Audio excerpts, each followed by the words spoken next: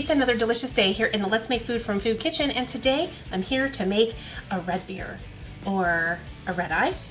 What did you call it? I call it a red beer. So, pretty easy to make. There are some variations on how people make them. Personally, I like to make it with Bloody Mary mix and beer.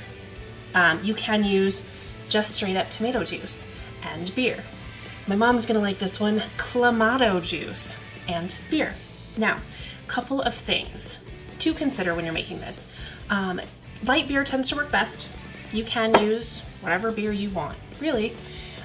Just know that it might not be as good depending on the beer you choose. So stout might not go so great, but you're always welcome to try it. I say, if you like stout and you like Bloody Mary mix, it's the worst that could happen. You don't like it? Okay, that's not the end of the world. I don't though. I typically like light beer with some lime. Or you could just use a light beer with lime in it. That's a double win right there. You know I want to garnish it though, right? I don't have any limes over here right now. I'll go find a lime. Hold on. There, that was fast, right? Okay, so that's gonna be my garnish. I have a couple options. This is a local brew, Honky Tonk Brewing Company in Nashville. Though an IPA, you might just be wasting all that craft on this because your Bloody Mary mix or your tomato juice is gonna kind of cover some of that craft, which is why in this particular drink, I just use a plain old Bud Light, Coors, whatever, Rainier, something inexpensive. But I left the cheese grater out. That's not for anything that I'm making today. Okay, so you want to start with a chilled mug. This was chilled when I started, and because I've sat here talking, it's not chilled anymore. Your Bloody Mary mix, if that's what you use, will already have your salt and your pepper and a lot of those things in there. You can garnish it with green olives, jalapenos, Sherwin, right? I know who my audience is, or at least my friends and family. I don't like anything too spicy, but something with a little bit of spice is okay for me.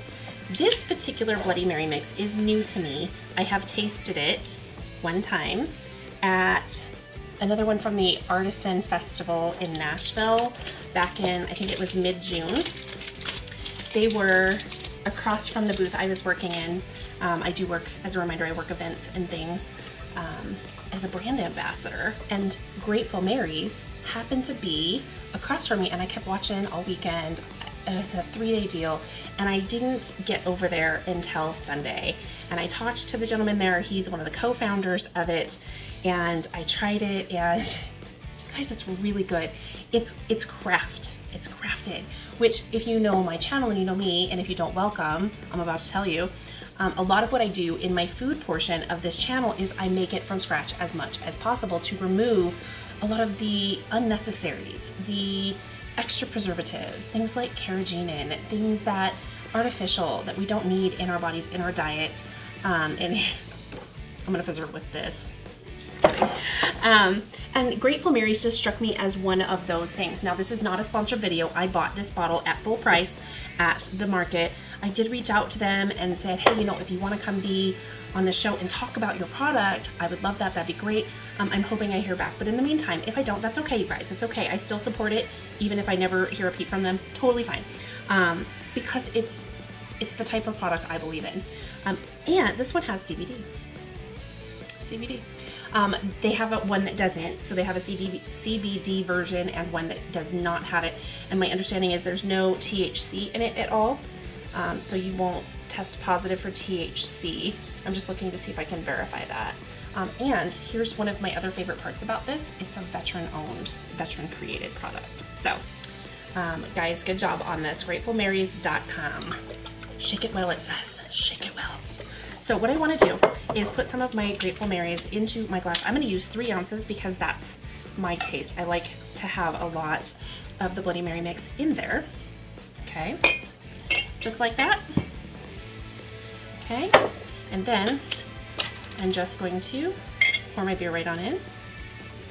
I'm trying not to let it foam too much. Turn it so you can see a little better without that handle in your way. I don't know if this holder is going to fit in there. There we go, perfect. Okay, so that's done. Now, and I think I've said this before, maybe I haven't, I'm not really a big beer drinker.